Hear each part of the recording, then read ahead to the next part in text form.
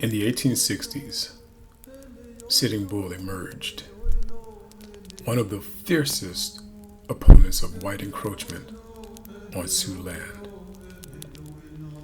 His resistance usually took the form of raids on livestock, hit-and-run attacks against military outposts.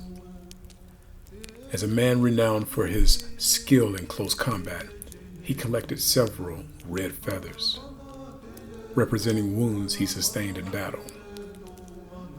Acts of bravery in battle made him legendary in the minds of many. As word of his exploits spread, his fellow warriors would yell, "Sitting Bull, I am he," to intimidate their enemies during combat. A man of great insight and vision. He was a man who could sit calmly, smoke a pipe as bullets flew around and about him. A holy man, a brave warrior, a lover of God, his family, and his people. Honored as the first supreme chief of the entire Lakota Sioux Nation. During a Sundance ritual, he danced for 36 hours to honor and pray to the Great Spirit, Wakintaka. He slashed his arms nearly 100 times in sacrifice. Then, following his victorious vision of U.S. soldiers falling into the Lakota camp like grasshoppers falling from the sky.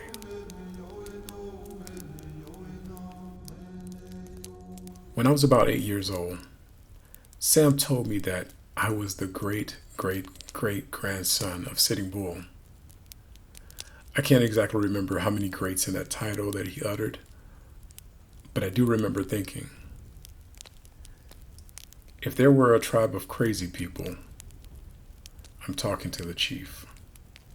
I grew up with a father who was absent 99% of my life. A man with half a tree, that's me. I've dismissed the thought of my bloodline connection to this legend for nearly all my life. Then recently read an article that science was able to positively identify 4 living descendants of Sitting Bull from just a lock of his hair kept in a collection at the Smithsonian. I take this journey now to put my mind at rest.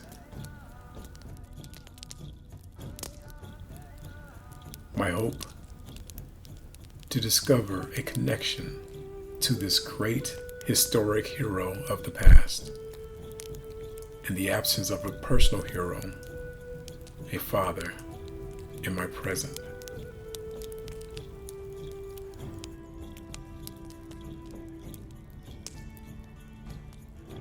Maybe Sam knew I needed someone more legendary to look up to. When you Google famous Native Americans, Sitting Bull is the first on the list.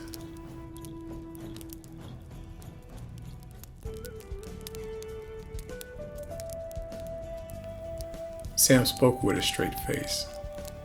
Still, I didn't believe him.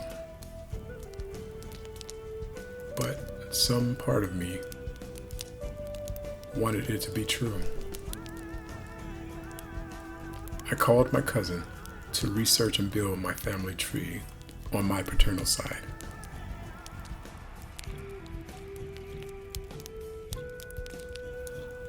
While on the phone, she found his father, and they share the same first name. After all these years, I never knew he was a junior. I've never met his father, and I've only met his mother once. They are grandparents I've never known, and unfortunately, will never know. I was born in Mississippi, so I was curious and researched to see if the Sioux tribe ever lived there. That would give me more reason to believe this could be true. I found they inhabited the Mississippi Valley at one point in history. Not enough, but getting closer.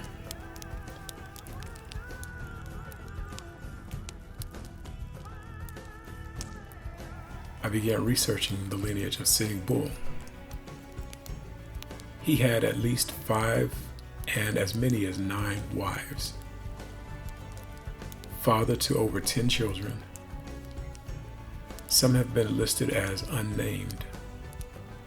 So there seems to be another possibility for a line of connection. My ancestry DNA test reported no Native American DNA. I considered taking another. I became hesitant after I found articles online that several people had DNA test results that weren't completely accurate. Native American descendants whose parents and grandparents are alive said their DNA results show no Native American DNA when testing with these leading DNA test sites. So I question the reliability of these sites. But I have to know. I have to at least try it once more.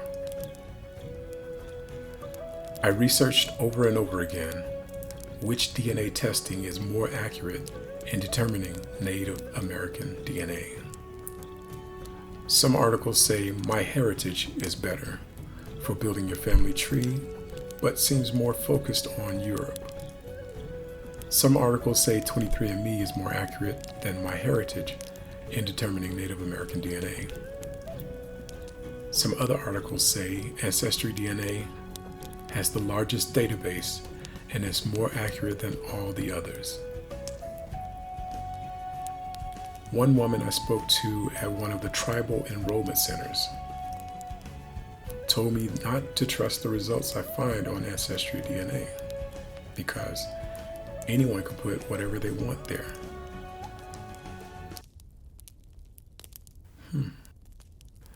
So I'm back to square one. Unknown. But I get it. Native Americans have been robbed of their land and their rights ever since Europeans entered the country. So they are very protective. I searched online everywhere for Sitting Bull's descendants. Ernie LaPointe and his 3 sisters. I did find a Facebook page for Mr. LaPointe. It could be a fan page created by someone else, but I thought I'd give it a shot. I sent him a message to see if he could help me compare our DNA. His response: I must complete my family tree. I decided for my second attempt, I would go with 23andMe, and I'm anxiously awaiting the results. As I wait, I realize I may never know if the story Sam told me is true. Sam is my absentee father. I would call him Dad if he showed a little bit of love for me. I would call him Father, but that sounds strange to me as well. So, he's just Sam.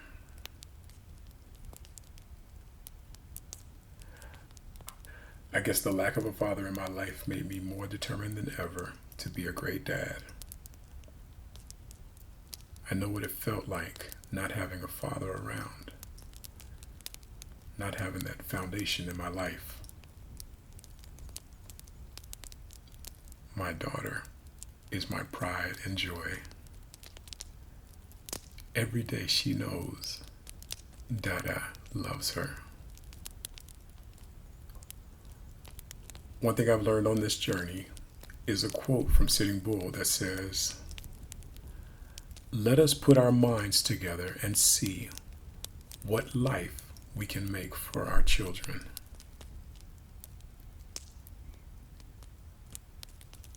Sitting Bull, I am he.